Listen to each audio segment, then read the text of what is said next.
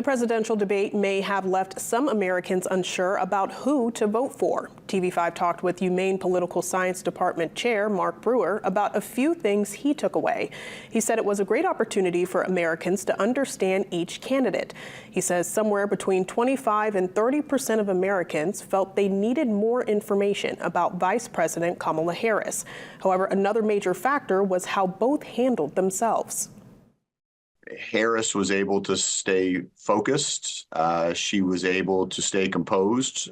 She was able to talk about her positions on issues, but also to offer criticism of former President Trump for various policy positions, but really more for actions that he has either taken or not taken. Whereas former President Trump, at least in my opinion, often appeared unfocused.